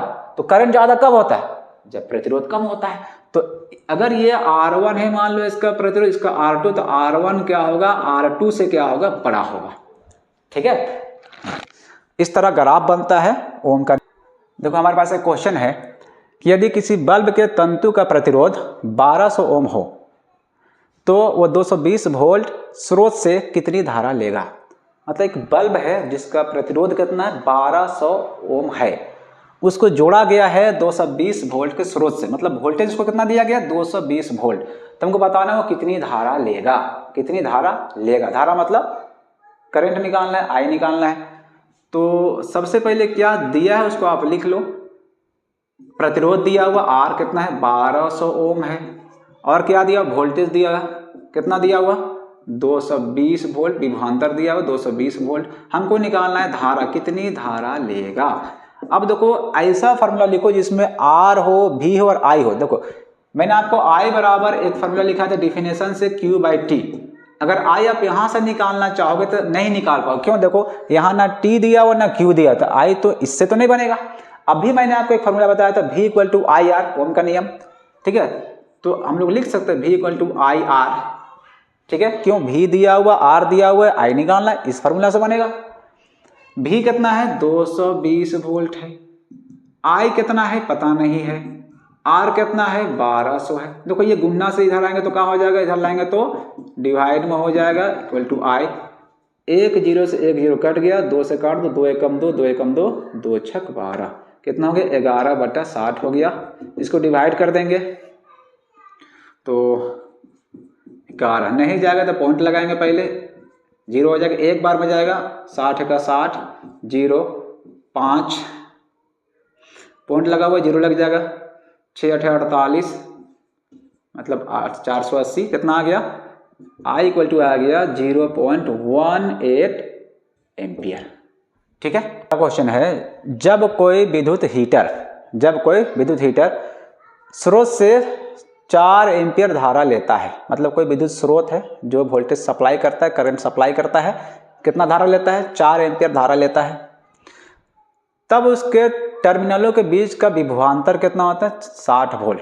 मतलब जब वो धारा लेता है 4 एम्पियर तो विभवांतर कितना होता है 60 वोल्ट होता है। उस समय विद्युत हीटर कितनी धारा लेगा जब विभवांतर कितना बढ़ा दिया जाए 120 वोल्ट तक बढ़ा दिया जाए। मतलब जब विभवांतर 60 तो धारा कितना ले रहा है वो 4 एम्पियर। अब उसी हीटर में, हीटर को चेंज नहीं किया, उसका तार चेंज नहीं किया, उसी हीटर में जब विभवांतर को बढ़ा करके कर देंगे 120 वोल्ट तो कितना धारा लेगा। देखो तार तो वही है, ना तार का लंबाई बढ़ा है ना मोटाई बढ़ा है, मतलब प्रतिरोध क्या है पहले जो था बाद में क्या रहेगा वही रहेगा। मतलब उसका प्रतिरोध क्या है सेम है, वो चेंज नहीं होगा, वो अभी स्थिर है। ठीक है, तो जब V बराबर 60 वोल्ट है तो I कितना, I कितना धारा 4 एम्पियर धारा लेते हैं। इसका पहले हम लोग निकालते हैं प्रतिरोध। ठीक है, देखो तो क्या होता है formula V equal to IR तो होता है ओम का नियम से। V कितना है 60 है, A कितना है 4 है R। देखो ये 4 गुना से डिवाइड में आ जाएगा, भागा में आ जाएगा, काटेंगे कितना 15 बार में कट जाएगा तो R बराबर कितना हो गया 15 ओम हो गया। ठीक है, मतलब हम लोग को तो पता ये चल चुका है कि वो जो हीटर है उसका प्रतिरोध कितना है 15 एम्पियर है। और ये दोनों टाइम के लिए क्या है फिक्स है। जब वोल्टेज 60 वोल्ट था तब भी कितना 15 एम्पियर, और जब वोल्टेज 120 की तब भी कितना रहेगा 15 एम्पियर, माफ कीजिए 15 ओम होगा, एम्पियर में 15 ओम। तो जब वोल्टेज को कितना कर देना है, वोल्टेज कर दिए 120, तो हमको बताना है कि उस समय धारा कितना होगा, करेंट कितना होगा। ठीक है, तो वही formula V equal to IR। अब देखो V कितना है 120 है, I निकालना, R हम लोग निकाल चुके हैं, कितना निकाले 15 ओम, तो यहाँ पर रख देंगे 15, 120 15 गुना से डिवाइड में भागा में आ जाएगा I, 15 छक 90, 15 7 105, 15 8 120, तो I बराबर कितना हो गया 8 एम्पियर। ठीक है, ऐसे भी आप समझो वोल्टेज 60, धारा कितना 4, और हम लोग जानते हैं कि जो वोल्टेज होता है विभवांतर धारा के समानुपाती होता है। अगर इसको 2 गुना बढ़ा देंगे तो ये भी 2 गुना बढ़ जाएगा। देखो 60 का 2 गुना कितना 120, ठीक है, तो 4 का 2 गुना कितना हो जाएगा 8 हो जाएगा। अब भी हम लोग ओम का नियम देखें कि भी समानुपाती I होता है, तो आप अगर यहाँ पर अगर आपको ऑब्जेक्टिव क्वेश्चन पूछेगा तो आप दिमाग लगा के ऐसे ही बना सकते हो। वोल्टेज कितना 60, उस समय धारा कितना 4 एम्पियर, वोल्टेज कितना बढ़ा दिए 120, मतलब कितना गुना बढ़ा दिए 2 गुना, तो करंट भी कितना बढ़ेगा 2 गुना बढ़ेगा, तो कितना हो जाएगा 8 हो जाएगा। ठीक है, हम लोग देखने वाले हैं प्रतिरोधकों का संयोजन। उसमें पहला हम लोग देखेंगे श्रेणी क्रम संयोजन। ठीक है, तो संयोजन क्या होता है कि 2-3 प्रतिरोध को एक साथ जोड़ देंगे। ठीक है, तो ये 2 तरह का होता है, एक होता है श्रेणी क्रम संयोजन, एक होता है पार्श्व क्रम संयोजन। उसमें हम लोग पहला पढ़ने वाले हैं श्रेणी क्रम संयोजन। ठीक है, तो उसमें देखो क्या होता है कि 2-3 प्रतिरोध, ठीक है, उसमें कहा जाता है कि सबको अगर एक ही तार में जोड़ दिए, जैसे इस तरह से, पहला प्रतिरोध जैसे खत्म हो यहीं से दूसरा प्रतिरोध को यहीं जोड़ देंगे, तीसरा यहीं जुड़ जाएगा, 3 4 5 कितनों जोड़ा जा सकता है, तो फिलहाल हम लोग 3 का देखेंगे। ठीक है, तो इस तरह से जो संयोजन होता है उसको बोलते हैं प्रतिरोधकों का श्रेणी क्रम संयोजन। इसका डिफिनेशन कैसे देंगे, पहला प्रतिरोधक का दूसरा सिरा, पहला प्रतिरोधक का दूसरा सिरा दूसरे प्रतिरोधक के पहले सिरे से, और दूसरा प्रतिरोधक का दूसरा सिरा फिर तीसरे के पहले से। मतलब पहला का दूसरा दूसरे के पहले से, फिर दूसरा का दूसरा तीसरे के पहले से, फिर तीसरा का दूसरा चौथे के पहले से, इस तरह जुड़ा हुआ रहेगा। मतलब देखो सब एक ही तार में है। अगर इस तरह से कहीं जुड़ा हुआ आपको दिखे तो समझ जाना ये श्रेणी क्रम संयोजन है। ठीक है, तो हम लोग क्या करेंगे, ये 3 प्रतिरोध लेकर भी चलेंगे, 3 प्रतिरोध लेकर चलेंगे, और हम लोग अभी निकालना है कि इन तीनों मिला करके टोटल कुल मिला करके कितना प्रतिरोध होगा। ठीक है, तीनों को साथ में अगर हम लोग करके देखेंगे तो तीनों मिला करके कितना प्रतिरोध उत्पन्न होगा, इसको बोलते हैं परिणामी प्रतिरोध, मतलब 3 समतुल्य प्रतिरोध। तो समतुल्य प्रतिरोध क्या होता है, एक ऐसा प्रतिरोध जो इन तीनों के बराबर अकेले, ठीक है, उसको बोलेंगे समतुल्य प्रतिरोध। तो हम लोग को निकालना है इसका समतुल्य प्रतिरोध क्या होगा, या परिणामी क्या, या कुल क्या होगा, इनका कुल क्या होगा, सब मिला के कितना होगा। ठीक है, तो इसके लिए बनाएंगे डायग्राम। सर्किट में क्या होगा कि एक हम लोग सेल बैटरी लगाएंगे, देखो ये बैटरी एक सेल का हो गया, ये दूसरा सेल का हो गया। देखो अब ये पहला सेल दूसरा सेल से ऐसे जुड़ेगा, ये तीसरा सेल का बैटरी, मान लो 3 सेल की बैटरी ले लिए। यहाँ पर एक कुंजी है, ठीक है। यहाँ पर हम लोग क्या करेंगे, एक अमीटर जोड़ेंगे। अमीटर क्या होता है, जो धारा को मापता है। याद रखना अमीटर हमेशा होता है श्रेणी क्रम, मतलब उसी तार में होता है, ठीक है। और एक वोल्टमीटर भी यहाँ लगा सकते हैं, फिलहाल यहाँ जरूरत नहीं है, ठीक है। तो देखो यहाँ से करंट आई पास हो रहा है, ठीक है, और इनको बोलते हैं श्रेणी क्रम संयोजन। तो हम लोग लिखेंगे सबसे पहले कैसे, देखो एग्जाम में आएगा कि श्रेणी क्रम संयोजन क्या होता है, ठीक है। श्रेणी क्रम संयोजन के लिए समतुल्य प्रतिरोध का या परिणामी प्रतिरोध का व्यंजक प्राप्त करें या सूत्र प्राप्त करें। आपको लिखना कैसे है, माना कि प्रतिरोधकों R1, R2 तथा R3 को श्रेणी क्रम में संयोजित किया गया है, जिनके सिरों का बीच का विभवांतर कितना है, जिनके सिरों का बीच का विभवांतर V1, V2 तथा V3 है, ठीक है। देखो यहाँ से यहाँ तक विभवांतर मान लिए V1, यहाँ से यहाँ तक हो गया V2, यहाँ से यहाँ तक V3 हो गया, ठीक है। फिर लिखना नीचे, माना कि V बराबर परिपथ का कुल विभवांतर, परिपथ का कुल विभवांतर तथा I बराबर परिपथ में प्रवाहित धारा, ठीक है। तब यहाँ एक चीज याद रखना आप, इस संयोजन में जब विभवांतर होता है सबका अलग अलग होता है और करंट सबका सेम होता है और कुल करंट भी वही होता है जो सबका होता है, ठीक है। फिर से बोल रहा हूं, यहाँ विभवांतर सबका अलग अलग होता है और करंट सबका सेम होता है और कुल भी वही होता है जो सबका होता है, ठीक है। समझ में तो नहीं आया कैसे ऐसे होता है, सो देखो मैं समझा रहा हूं, ध्यान से सुनना। देखो विभवांतर होता क्या है, मैंने आपको बताया था विभवांतर क्या होता है कि कोई विद्युत क्षेत्र हो, है ना, उसमें किसी इकाई धनावेश को एक बिंदु से दूसरे बिंदु तक ले जाने में जितना कार्य किया जाता है, वो विद्युत क्षेत्र का अपोजिट, विपरीत। याद रखना, देखो यहाँ प्लस चार्ज है, इसको यहाँ से यहाँ लेकर के आना है तो हमको वर्क डन करना पड़ेगा, कार्य करना पड़ेगा। तो यहाँ से यहाँ इसको जैसे लेकर के आए तो इसमें हम लोग क्या किए, कार्य किए। तो जितना हम लोग इसमें कार्य करेंगे इस चार्ज में क्या होगा, उतने ऊर्जा जमा होगा। इसलिए कि जितना कार्य किया जाता है या तो कहीं से ऊर्जा खर्च होता है या फिर कहीं जमा होता है। जो कार्य करता है उसका ऊर्जा खर्च होता है और जिस पे कार्य किया जाता है उसमें ऊर्जा इकट्ठा होता है, जमा होता है। तो अगर हम कार्य किए तो मेरा ऊर्जा यहाँ पर क्या खर्च हुआ और कहाँ गया, ये इस चार्ज के पास आया। तो जब ये बैटरी यहाँ पर लगा हुआ है तो इधर देखो ये माइनस, इधर प्लस, तो यहाँ पर जितने भी चार्ज है प्लस वाले सबके पास ऊर्जा है। यहाँ वर्क डन करके यहाँ पर चार्ज लाया गया है, ठीक है। तो इनके पास ऊर्जा है, मतलब विभवांतर है। ऊर्जा क्या होता है, विभवांतर होता है। विभवांतर भी ऊर्जा ही है। किसको ले जाने में, इकाई चार्ज को ले जाने में जितना कार्य किया गया तो कार्य और ऊर्जा का होता है हमेशा इक्वल होता है। तो विभवांतर क्या है, ऊर्जा है। अब देखो यहाँ से चार्ज और कितना ऊर्जा है, 1 कूलाम। याद रखना 1 कूलाम आवेश को ले जाने में जितना कार्य करना वही क्या है, विभवांतर। तो 1 कूलाम आवेश में जितना ऊर्जा होगा उसी को बोला जाता है विभवांतर। अब देखो यहाँ पर से 1 कूलाम आवेश यहाँ जा रहा है, ठीक है, उसके पास कुछ एनर्जी है, कुछ ऊर्जा है।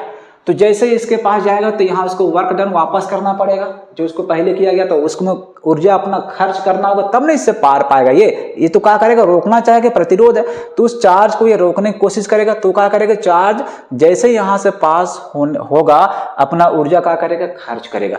तो यहाँ पर मान लो इसके पास था ऊर्जा भी, उसमें कहा कि V1 खर्च कर चुका है, V1 खर्च कर चुका है। अब उसके पास कुछ ऊर्जा फिर बचा हुआ है। अब यहाँ पर जैसे जाएगा तो यहाँ फिर इसको ऊर्जा खर्च करना पड़ेगा, यहाँ कुछ और ऊर्जा उसको खर्च करना पड़ेगा। तो यहाँ फिर से उसका ऊर्जा का वो खर्च होगा और यहाँ जाएगा तो फिर से ऊर्जा खर्च करेगा, फिर से ऊर्जा क्या करेगा, खर्च करेगा। यहाँ पर जैसे यहाँ पर गुजरेगा यहाँ पर सारा ऊर्जा खत्म, इधर इसको ऊर्जा की जरूरत नहीं, यहाँ पर बैटरी में पहुंच जाएगा तो ऊर्जा 0 हो जाएगा इसके पास कोई विभवांतर नहीं है। तो ये जो भी है 3 जगह बट गया और तीनों के अलग अलग हो सकता है। इसका प्रतिरोध कम तो इसमें कम ऊर्जा खर्च हुआ, इसका ज्यादा तो इसमें ज्यादा ऊर्जा खर्च हुआ। तो वो डिपेंड करता है कि प्रतिरोध कितना, उतने उसमें ऊर्जा खर्च करेगा वो। तो देखो विभवांतर सबका अलग अलग हो गया, ठीक है। और कुल विभवांतर कैसे निकालेंगे, तो कुल निकालने के लिए क्या करेंगे, V बराबर V1 plus V2 plus V3। क्यों? टोटल ऊर्जा इसके पास कितना है, भी है, उसको यहाँ पर कुछ खर्च किया, फिर यहाँ के यहाँ टोटल खर्च कर दिया, सारा ऊर्जा से खत्म, तीनों मिला कितना हो जाएगा, भी के बराबर होगा। अब बात होता है करेंट का, किसका बात होता है, करेंट का, ठीक है। मान लो कि करेंट क्या है कि पर यूनिट टाइम, हर इकाई समय में कितना कूलाम आवेश प्रवाहित हो रहा है।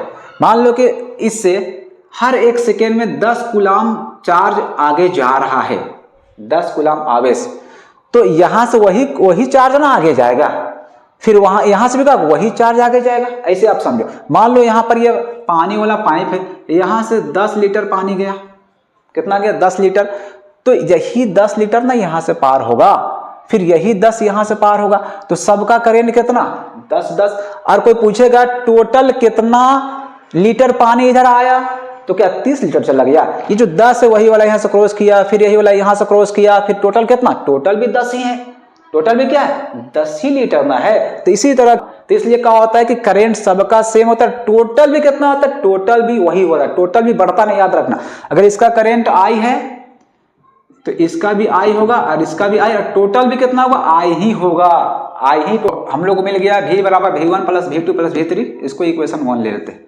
अब ओम के नियम से V1 का मान निकालते हैं। V1 मतलब इसका विभवांतर, तो यहाँ पर R1 है, तो V1 का होगा I1 R1। लेकिन बताओ यहाँ पर करंट सब में I है कि I1 I2 है, सब में I है। टोटल करंट यहाँ से I पास हो रहा है, यही वाला यहाँ से पास होगा, यही वाला यहाँ से, यही वाला यहाँ से, तो यहाँ पर I1 नहीं लिखेंगे, बस I लिखेंगे, ठीक है। तो इस तरह V2 बराबर क्या हो जाएगा, I और R2 हो जाएगा। तो करंट सबका सेम, लेकिन विभवांतर अलग और प्रतिरोध भी क्या हुआ, अलग हो गया। इस तरह V3 बराबर क्या हो जाएगा, I R3। ये जो V1 V2 V3 है, अब लिखेंगे V1 V2 तथा V3 का मान समीकरण 1 में रखने पर, क्या लिखेंगे, V1 V2 तथा V3 का मान समीकरण 1 में रखने पर आप लिख लेना, ठीक है। तो क्या हो जाएगा, V इक्वल टू V1 का मान कितना है, I R1 प्लस V2 कितना है, I R2 है, V3 कितना है, I R3 है, ठीक है। अब देखो यहां से क्या करेंगे हम लोग, I कॉमन ले आएंगे, सब में I है ना, तो I आ गया कॉमन, यहां हो गया R1 plus R2 plus R3, ठीक है। हमको निकालना है कुल प्रतिरोध, तो माना कि कुल या परिणामी या समतुल्य, जो बोलो आप, कुल प्रतिरोध बराबर R। तब फिर ओम के नियम से कुल विभवांतर बराबर क्या हो, कुल धारा। तो देखो कुल धारा भी I ही है और सबका अपना अपना भी कितना है, I ही धारा है, ठीक है। तो कुल धारा भी I होगा और यहाँ पर कुल प्रतिरोध कितना माने हम लोग, R माने हैं, तो ये भी बराबर IR हो जाएगा, ठीक है। अब इसका मान हम लोग इसको समीकरण 2 ले लेते हैं। अब क्या करेंगे, V का मान समीकरण 2 में रख देंगे, तो क्या हो जाएगा, V है यहाँ पर, तो वहां हो जाएगा IR बराबर I into R1 plus R2 plus R3। देखो I से I कट जाएगा, तो फॉर्मूला क्या आ गया, I बराबर I1 plus R1 plus R2 plus R3, ठीक है। ये हो गया समतुल्य प्रतिरोध का फॉर्मूला। अगर मान लो यहाँ पर सिर्फ 2 ही प्रतिरोध रहेगा तो क्या होगा, R बराबर R1 प्लस R2 होगा। अगर 4 रहेगा तो R बराबर R1 plus R2 plus R3। अगर n प्रतिरोध रहेगा तो कैसे लिखेंगे, R equal to R1 plus R2 plus R3 plus dot dot Rn, ठीक है। हाँ, लेकिन यहाँ पर एक चीज याद रखना कि यहाँ जो प्रतिरोध है वो बढ़ जाता है, जो टोटल प्रतिरोध है वो क्या होता है, बढ़ जाता है, और करंट सबका सेम होता है। करंट क्या होता है, सबका सेम होता है, टोटल भी वही रहता है, बढ़ता नहीं है। विभवांतर सबका अलग अलग होता है, और कुल कैसे निकालेंगे, सबका विभवांतर को जोड़ देंगे तो कुल विभवांतर आ जाएगा, और करंट सबका कहाँ रहेगा, सेम रहेगा। जो प्रतिरोध होगा वो क्या होता है, बढ़ जाता है, तो प्रतिरोध बढ़ने से क्या होता है, धारा घट जाता है, धारा का मान कम हो जाएगा, तो इन सब प्रतिरोध को क्या होगा, धारा कम कम मिलेगा। तो इसलिए ये जो संयोजन है वो अच्छा नहीं माना जाता है घरेलू परिपथ में। अगर हम घर में ऐसे ही जोड़ेंगे, सब बल्ब हो गया, पंखा हो गया, सब टीवी वगैरह सब एक ही तार में लगा देंगे, तो क्या होगा, सबको सही से करंट नहीं मिल पाएगा, जिसके कारण क्या होगा, अच्छा से वो नहीं चल पाएगा। ठीक है। तो यहाँ कहा आता है कि जो कुल प्रतिरोध वो बढ़ जाता है। देखो कैसे बढ़ जाएगा, अगर मान लो ये 4 ओम का है, ये 5 ओम का है, ये 7 ओम का है, तो कुल निकालने का फॉर्मूला क्या है, देखो तो सबको बस जोड़ देना है। तो कुल कितना हो जाएगा, 4 5 9 और 7 16 बढ़ गया। देखो तो श्रेणी क्रम संयोजन में जो कुल प्रतिरोध होता है वो सबसे बड़ा प्रतिरोध सभी का आता है अधिक होता है, मतलब हमेशा अधिक आएगा। देखो इसमें सबसे बड़ा क्या है 7, तो हमेशा जो कुल निकलेगा श्रेणी क्रम का इससे भी ज्यादा आएगा। ठीक है, समझ में आया।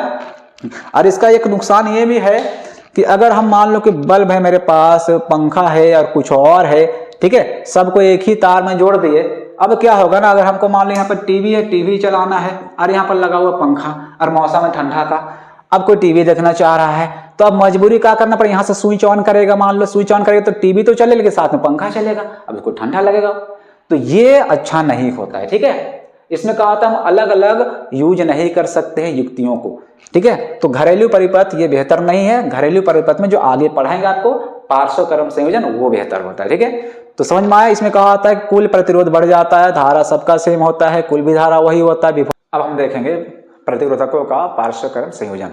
ठीक है, इसमें क्या होता है ना कि जो प्रतिरोधक होते हैं वो अलग अलग तार में जुड़े हुए होते हैं, और श्रेणी क्रम में क्या था कि सब प्रतिरोधक क्या होता है एक ही तार में जुड़े हुए होते थे। देखो ये इस तरह से जुड़ा हुआ होगा, ये मान लो पहला प्रतिरोधक है, ये दूसरा प्रतिरोधक है, ये तीसरा प्रतिरोधक है, सब देखो सब अलग तार में है, सबको क्या करेंगे ला करके एक बिंदु में ला के जोड़ देंगे। ठीक है, इसका परिभाषा इस तरह भी दे सकते हो कि प्रतिरोधकों का वैसा संयोजन जिसमें सभी प्रतिरोधकों का पहला सिरा एक बिंदु से और दूसरा सिरा दूसरे एक बिंदु से जुड़ा हुआ होता है। ठीक है, देखो इसमें क्या होता है जब करंट जो आएगा ना, करंट देखो यहाँ से एक तार था, यहाँ से 3 तार हो गए, तीनों अलग अलग हो गया। तीनों में क्या है, यहाँ एक प्रतिरोधक पहला तार में, दूसरा में, तीसरा में, देखो तीनों अलग अलग तार में। ठीक है, यहाँ जो करंट पास होगा, मान लो यहाँ से करंट आ ही जाएगा तो अब करंट 3 हिस्सा में बट जाएगा। करंट का होगा 3 हिस्सा में, यहाँ पर I1 मान लो, यहाँ पर I2 मान लो, यहाँ पर I3, 3 हिस्सा में करंट का हो जाएगा, बट जाएगा। ठीक है, और उसमें क्या था कि जो करंट था, विद्युत धारा था, वो सब में सेम होता था। ऐसे मान लो अगर यहाँ से 10 कूलम आवेश जा रहा है पर सेकेंड 10 कूलम आवेश अगर यहाँ से प्रवाहित हो रहा है तो बताओ कि 10 कूलम किसी एक तार में जाएगा। देखो इसमें कुछ कूलम बढ़ जाएगा, इसमें कुछ बढ़ जाएगा, इसमें कुछ बढ़ जाएगा, मतलब करंट का यहाँ डिवाइड हो रहा है, करंट यहाँ पर बढ़ जा रहा है। ठीक है, इसमें सब में करंट का होगा अलग अलग होगा। ठीक है, तो उसमें क्या था, सब में करंट क्या था, सेम था, और इसमें सब में करंट क्या होगा, अलग अलग होगा। ठीक है, यहाँ पर मान लो एक बैटरी लगा मापता है, यहाँ पर एक हम वोल्ट मीटर जोड़ देते हैं जो विभवांतर मापेगा। ठीक है, तो वोल्ट मीटर क्या होता है, जो विभवांतर को मापता है, वोल्टेज को मापता है, उसको बोलते हैं वोल्ट मीटर, और जो करंट मापता है उसको बोलते हैं आमीटर। ठीक है, और वोल्ट मीटर हमेशा होता है पार्श्व क्रम में, देखो अलग तार में जोड़ा गया, और आमीटर हमेशा कहाँ आता है, श्रेणी क्रम में। देखो ये देखो ये श्रेणी क्रम में, सबको मिलाकर एक मान लेंगे, एक प्रतिरोधक मान लेंगे, तो देखो उसी लाइन में ये आ गया। यहाँ जो धारा पास हो रहा है I, सबसे कितना हो रहा है I, और सब मिलाकर I हो रहा है, और यही धारा यहाँ पास होगा I, सब में धारा सेम है, मतलब क्या है, ये आमीटर है श्रेणी क्रम में और वोल्ट मीटर क्या है, पार्श्व क्रम में। ठीक है, तो यहाँ एक बात आपको याद रखना है कि यहाँ पर करंट का होता है सब में अलग अलग होता है, और विभवांतर सबका सेम होगा, विभवांतर सबका सेम होगा। अगर इसका होगा भी तो इसका भी होगा भी, इसका भी होगा भी। अब देखो ये सेम कैसे होगा। ठीक है, यहीं पर आता है कंफ्यूजन, यहीं पर बच्चे कंफ्यूज रहते हैं कि यहाँ पर सेम कैसे होगा सबका विभवांतर। देखो विभवांतर का मतलब मैंने आपको क्या समझा है कि एक कूलम आवेश को किसी एक बिंदु से दूसरे बिंदु तक ले जाने में जितना कार्य किया जाता है उसी को बोलते हैं विभवांतर। ठीक है, अब देखो जो बैटरी है ना, बैटरी में विभवांतर होता है। कैसे कि बैटरी में वर्क डन करके इसको चार्ज किया जाता है, तो यहाँ पर देखो प्लस चार्ज यहाँ जमा, यहाँ माइनस चार्ज जमा, तो प्लस चार्ज को यहाँ ले आने के लिए हमको वर्क डन करना होगा, वर्क डन किया गया होगा, तब इसमें क्या है कि प्लस चार्ज बना है। ठीक है, तो मतलब इसके पास क्या एनर्जी है, इसके पास क्या है, एनर्जी है। तो अब यहाँ पर हर एक कूलम के पास कुछ एनर्जी है, आगे यहाँ पर वर्क डन किया गया है, तो पोटेंशियल डिफरेंस है, विभवांतर है। तो विभवांतर का आता है ऊर्जा होता है किसके पास, आवेश के पास। कितना कूलम आवेश, एक कूलम आवेश के पास जो ऊर्जा होता है उसी को बोला जाता है विभवांतर। अब बताओ यहाँ से एक कूलम आवेश यहाँ जा, मान लो इसका जो प्रतिरोध है ना, ये तार का ये 0 है, और इधर मान के चलना आपको इधर 0 है, ठीक है। तो यहाँ से 1 कूलम आवेश प्रवाहित हो रहा है, उसके पास कुछ एनर्जी है, तो यहाँ जो है ना प्रतिरोध यहाँ 0 है, लगभग मान के हम लोग चल रहे हैं कि 0 है। तो यहाँ पर इसको यहाँ से यहाँ फ्लो करने के लिए, प्रवाहित होने के लिए ऊर्जा खर्च करना नहीं होगा, क्योंकि वहाँ से कोई विरोध ही नहीं है, इधर से कोई विरोध हो ही नहीं रहा है। तो यहाँ पर जैसे जाएगा, मान लो अगर ये यहाँ से पास होगा तो यहाँ पर इसको ऊर्जा खर्च करना पड़ेगा। कितना ऊर्जा खर्च करेगा? जितना उसके पास है। देखो यहाँ पर कुछ ऊर्जा खर्च करेगा, यहाँ तक पहुँचेगा। मान लो इसका प्रतिरोध क्या है? 0 है, तो यहाँ पहुँचेगा। अब यहाँ पर जो चार्ज होता है वो होता है 0 पोटेंशियल में, इसका पोटेंशियल होता है विभवांतर 0, इसके पास अब ऊर्जा 0 हो गया। यहाँ से फ्लो किया, यहाँ गया, ऊर्जा खत्म, काम खत्म हो गया, ऊर्जा खत्म। तो बताओ ऊर्जा कहाँ पर ये ड्रॉप किया? यहीं पर ना ड्रॉप किया ऊर्जा, यहाँ पर खर्च किया। यहाँ से यहाँ इसको जब ये पास होना चाह रहा था तो इसको वर्क डन यहाँ करना पड़ा होगा, ऊर्जा अपना उसके पास जो था उसको खर्च किया होगा। तो कितना ऊर्जा खर्च किया? जितने उसके पास था, बाकी इधर तो ऊर्जा खर्च हुआ ही नहीं, और इसके पास यहाँ आके 0 ऊर्जा बचा। तो यहाँ पर कितना खर्च किया? अगर इसका विभवांतर भी है तो 1 कूलम जो आवेश यहाँ से गुजरा इधर से R1 से, वो ऊर्जा कितना खर्च किया? भी ही खर्च किया। अगर वही कूलम 1 कूलम आवेश अगर यहाँ से गुजरेगा तो भी कितना खर्च करेगा? भी, इसलिए कि यहाँ आने के पास उसके पास ऊर्जा नहीं बचेगा, ऊर्जा 0 हो जाएगा, विभवांतर उसका 0 हो जाएगा। तो यहाँ भी कितना ऊर्जा खर्च करेगा? अगर इधर से, अगर मान लो ये 1 कूलम आवेश यहाँ से नहीं पास होकर के यहाँ से पास होता तो भी कितना ऊर्जा खर्च करता? भी करता। अगर मान लो यहाँ से ना पास करके यहाँ से पास करता, कितना ऊर्जा खर्च होता? भी होता। मतलब इसका भी विभवांतर भी, इसका भी और इसका भी, और यहाँ कुल मिला करके भी ही होगा। अब वो कैसे होगा? इसका भी है, इसका भी, तीनों को तो प्लस हो जाना चाहिए, लेकिन ऐसा नहीं होता है। देखो विभवांतर का आता है 1 कूलम आवेश में कितना ऊर्जा है, उसी को बोलते हैं विभवांतर। यहाँ से 1 कूलम आवेश गया, और वही 1 कूलम आवेश कुछ हिस्सा इधर से, कुछ हिस्सा इधर से, कुछ हिस्सा इधर से, वही 1 कूलम आवेश का कुछ हिस्सा इधर से क्रॉस किया, कुछ यहाँ से, कुछ यहाँ से। मान लो यहाँ से 0.2 कूलम, यहाँ से 0.5 कूलम, यहाँ से 3 कूलम, देखो सब मिला 1 कूलम हो जाएगा। मान लो यहाँ से 0.2 कूलम हुआ, यहाँ से 0.5, यहाँ से 0.3 कूलम आवेश प्रवाहित हुआ। अब बताओ ये सब मिला कितना कूलम है? 1 कूलम है। तीनों का ये 1 कूलम है, ये यहाँ से, ये यहाँ से पास हुआ, ये यहाँ से पास हुआ, ये यहाँ से पास, इसके पास कितना ऊर्जा है? भी ऊर्जा है। तो अगर ये सब तरफ से भी पास होगा, तीनों रास्ता से, तीनों प्रतिरोधक से भी पास करेगा, तो कितना ऊर्जा खर्च किया? 1 कूलम वही ऊर्जा खर्च किया जो इसके पास था पहले से। कितना था विभवांतर उसका? भी था, तो भी ऊर्जा खर्च करेगा। मतलब अगर 1 कूलम आवेश तीनों रास्ता से जाएगा, तीनों प्रतिरोधक से होते हुए भी जाएगा, तो कितना खर्च करेगा? भी ही खर्च करेगा। तो इसलिए इसका भी होता विभवांतर, इसका भी, इसका भी, और पूरा मिला करके भी ही होता है। ठीक है, ये आपको याद रखना है। तो यहाँ क्या आता है? विभवांतर सेम होता है, करंट सबका अलग अलग होता है। ठीक है, तो आपको याद रख लेना है कि श्रेणी क्रम में करंट सेम होता है, विभवांतर अलग अलग होता है। ठीक है, और कुल मिलाकर भी करंट वहाँ वही होता है जो सबका अपना अपना होता है। वहाँ भी कुल जो सेम होता है उसको जोड़ना नहीं, कुल भी वही रहेगा। इसी तरह यहाँ पर सबका करंट अलग अलग होगा, यहाँ करंट अलग अलग होता है, यहाँ विभवांतर सेम होगा, और कुल मिलाकर भी वही रहेगा विभवांतर। ठीक है, विभवांतर जुड़ेगा यहाँ नहीं। ठीक, तो हमको क्या करना है? यहाँ भी जो समतुल्य प्रतिरोधक है या प्रतिरोधक, उसका फॉर्मूला प्राप्त करना है। तो सबसे पहले क्या लिखेंगे? माना कि प्रतिरोधक को R1, R2, R3 को पार्श्व क्रम में जोड़ा जाता है।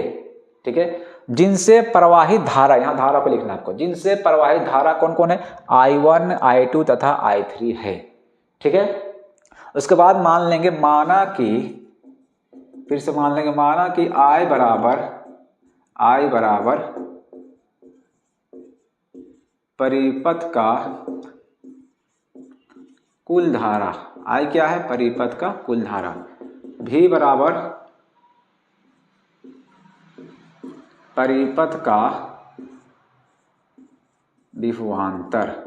ठीक है, तथा तब देखो कुल धारा कितना I है। ठीक है, और इसका धारा कितना? I1, इसका I2, इसका I3। ये I गया था, तीनों जगह बटा था, फिर से क्या धारा बन जाएगा? फिर से यहाँ पर I हो गया, है ना।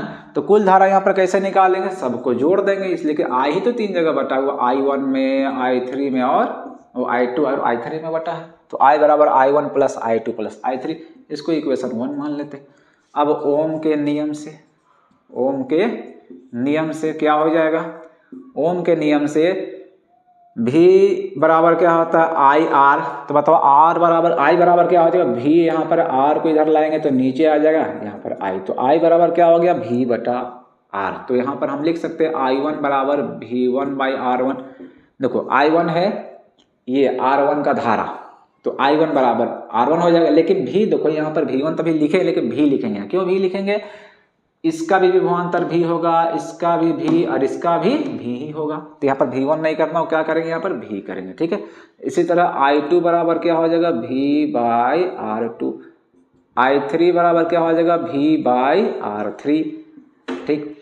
अब क्या करेंगे, जो I1 I2 I3 का मान निकला है उसको समीकरण 1 में रख देंगे, ठीक है। तो क्या हो जाएगा I बराबर I1 का मान कितना निकाले हम लोग V बाई R1, ठीक है, plus V by R2 plus V by R3। कैसे हुआ, I इक्वल टू क्या है I1 plus I2 plus I3।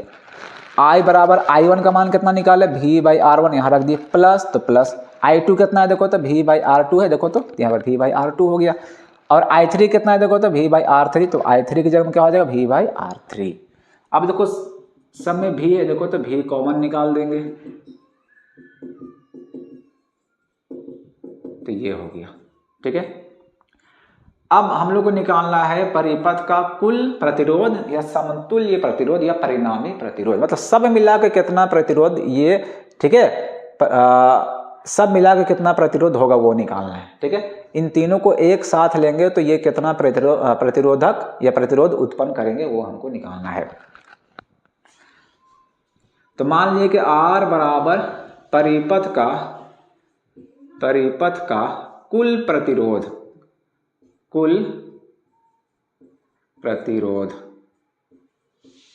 या समतुल्य या परिणामी, आप कुछ भी ले सकते हैं। तो फिर से ओम के नियम से क्या हो जाएगा, I equal to V by R होगा। देखो I मतलब कुल धारा, और भी देखो भी हम क्या बोले हैं कि ये इसका भी है विभवांतर, इसका भी और कुल मिलाकर भी, तीनों मिलाकर भी कितना रह गया था, भी रह गया था, ठीक है। तो कुल मिलाकर विभवांतर भी है, कुल धारा I है और कुल प्रतिरोध क्या माने हम लोग R, तो ओम के नियम से ये हो जाएगा, ठीक।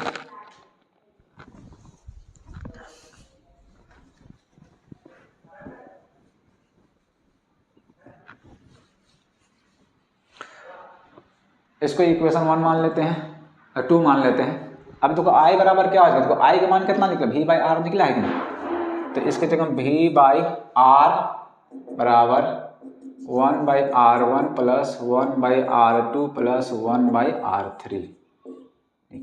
बाहर क्या है V, तो V से V कट जाएगा, इधर क्या होगा 1 by R equal to 1 by R1 plus 1 by R2 plus 1 by R3, ठीक है।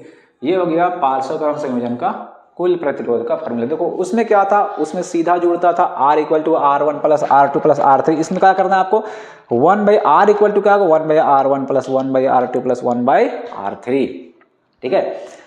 इसमें क्या होता है ना, जो कुल प्रतिरोध होता है वो घट जाता है, कुल क्या होता है कम हो जाता है। कितना कम हो जाएगा, जो सबसे छोटा वाला रहेगा उससे भी कम आएगा, तो ये बेहतर है। क्यों बेहतर है, कुल प्रतिरोध का हो गया कम हो गया, तो कम होने से क्या हो जाएगा, करंट ज़्यादा प्रवाहित होगा, सबको अच्छा से करंट मिलेगा, ठीक है। और इसमें क्या और खासियत है कि इसको हम अलग अलग से भी यूज कर सकते हैं। मान लो अगर हम यहाँ पर स्विच लगा देंगे, एक अलग सा स्विच, इसमें अलग से, इसमें अलग से, हम तीनों को अलग अलग यूज कर सकते हैं, एक साथ भी यूज कर सकते हैं, ठीक है। तो इसका क्या खासियत है, पहला इसका जो है कि धारा सबका अलग अलग, विभवांतर सबका सेम होगा, कुल प्रतिरोध क्या होता है घट जाता है, ठीक है। सभी प्रतिरोधकों को यहाँ जो भी चीज, जो भी युक्ति लगा हुआ रहेगा उनको हम एक साथ भी यूज कर सकते हैं, अलग अलग भी यूज कर सकते हैं। घरेलू परिपथ इसी का बना हुआ होता है खास